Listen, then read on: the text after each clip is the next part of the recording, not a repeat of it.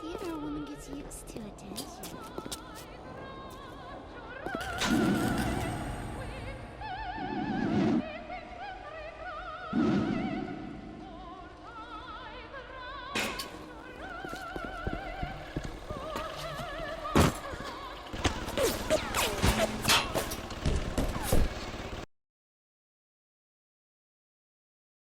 Rapture is filled corner to corner with detail and history, and the cast of characters that occupy this world are no less dynamic. Every splicer, every level boss has a story. In many ways, these characters are a reflection of their environment, and their environment a reflection of their character.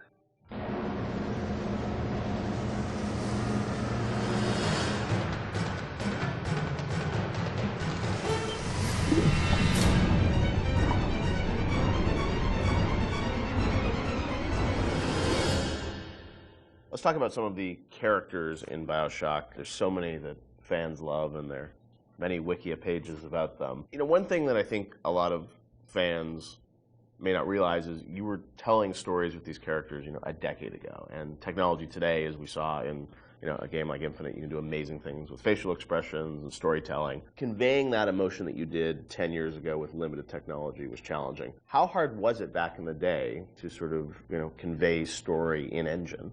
We had such a small team that, we had to show Tenenbaum or Atlas. They were just splicer models, right? Yeah, Tenenbaum was Ladysmith, which is, there's a reason that she's in shadow behind glass, and it's not to be dramatic. It's because we couldn't afford to build another. Really? Yeah. So just something as simple as that, like you couldn't afford to build a model. We didn't have the, we didn't have the, we had a few character models in the game. There's maybe 8 or 9 character models. Really? Yeah.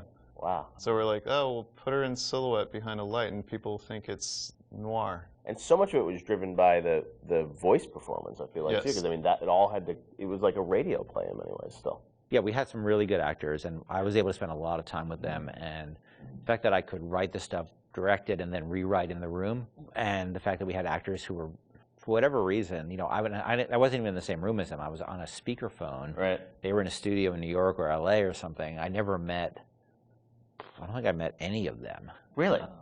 None of the actors in BioShock you ever met in person when you were making the game? Maybe since, but at the time I hadn't met a single one of them. Except maybe a couple people I played the Circus of Hours thing. Nate Wells played the Jack on the plane. A couple of people in the studio. It was community theater, in terms of the tech and the sort of time we had for it. But the actors were, we had some exceptional actors. I will say, as doing animation on that game, that you can hide bad animation behind really good audio, and it makes the animation look better. We didn't have a tech animator. It was me. I'd never rigged characters before, and now I'm rigging characters, trying to figure out how, to get all these characters out to the animation team. So we're very limited when it came to animation tools. Since apologize to my animators. No, but you did the big. I mean, for your first game that you rigged the Big Daddy, which is it's not an easy character to rig. It was, we figured it out, but the tools that we had on Infinite were not the tools that we had on BioShock. So we figured out what we could do and what we could do well, and tried to hide, kind of, put into the darkness the things that we knew we couldn't do very well. And having voice actors of that caliber that can bring those characters to life, you tend to fill in the blanks. So tell me, friend, which one of the bitches sent you? The KGB wolf or the CIA jackal? Here's the news. Rapture isn't some sunken ship for you to plunder. And Andrew Ryan isn't the giddy socialite who can be slapped around by government muscle. And you did get to revisit Rapture in the DLC for Infinite, and with today's technology, or technology from a few years ago, I'm sure it was liberating for you guys in some ways to be able to use that tech to bring the environment and also characters to life. What was that experience like for you guys to go back and sort of revisit Rapture?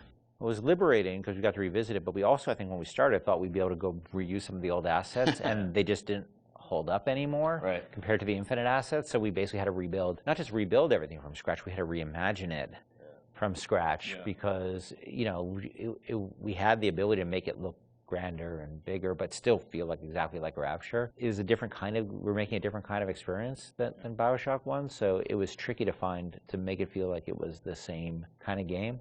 Because it wasn't, the first one was sort of an action game, the second one was really a stealth game. The Barrel at Sea Part 2 was really a stealth game, and you're really telling the story of Elizabeth throughout those things. So it was a different lens, but it was also cool because it allowed me to make the whole story about Elizabeth, to have her be central to the franchise from the very beginning. And she was always, she became the heart of it to me.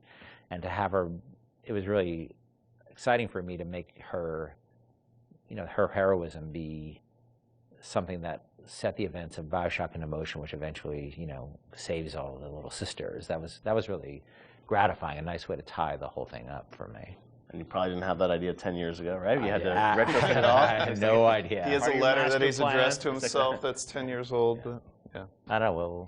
I mean, for me, it was a nice way for me to say goodbye to BioShock and BioShock Infinite, because those two worlds together. You don't realize, or I don't think the audience realizes how much time you spend with these characters, trying to get them out and polished and into the world. And it was a good opportunity, I think, as a game developer to kind of have that little coda at the end where you're like, okay, I get to, now I'm ready to move on to the next thing. I've had a nice, break. Like, let's seal this off, and now I'm on to the next thing. And it was like 12 years of our lives, too.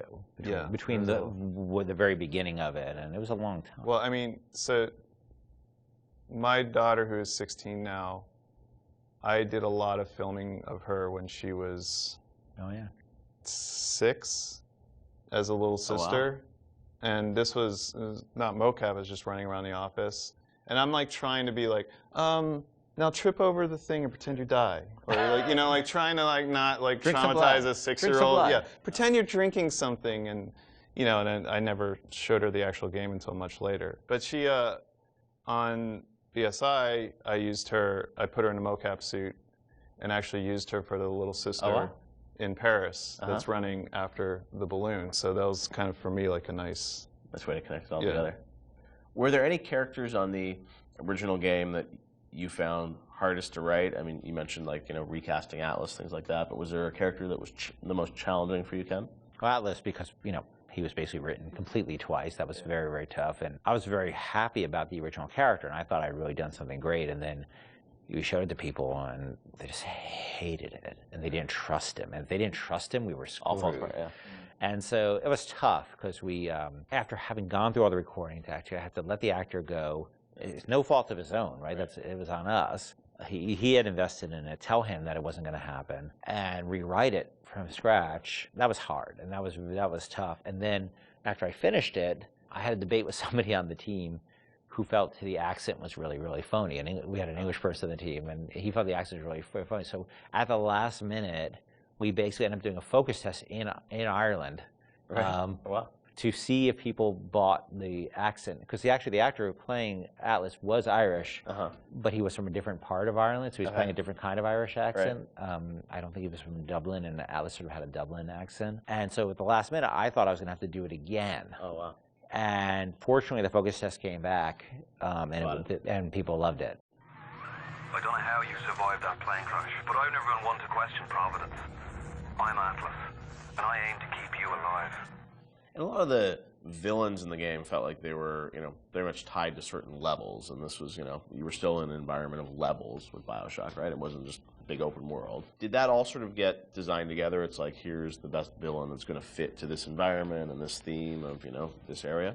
Some of them work better than others. I mean, I think obviously Steinman and especially Sandra Cohen really, I think, dominate in terms of the level boss. They are their levels. They are the levels, and some of the characters didn't hold up as well, I don't think, on the writing side. The fun thing about the characters at work, like Simon, where he had all those little displays with the scissors and the tech, that was stuff the art team came up with to support that character. And obviously Sandra Cohen, in that level, I had this idea for this character, and as this artist, and taking Andrew Ryan's thinking to the extreme, through a lens of art, was really fun. They were really, in a lot of ways, they're sort of like more like Batman villains than they are like actual, real world villains. That they all have the Joker cares far more about the humor and the dark humor that he has, and the Riddler cares more about the riddles than he actually does about money. Right. The money, the crime is just afterthought. Right. It's the philosophy. And so these characters have a lot in common with, and there's probably a lot of inspiration taken from sort of characters like the Joker in terms of a guy like any of the characters in BioShock, because they were really driven by their ideology, but their ideology is a mask for their sense of selves, right? This stuff is really Cohen knows he's a hack, and he doesn't want to, he can't admit that to himself, so he has to wrap himself in all this nonsense, because the last thing he could ever do is look in the mirror and say, I'm not much of an artist. No need to thank me for jamming the transmissions of those boors, Atlas and Ryan. Let them have their squabble. The artist, yes, the artist knows there is richer earth to till.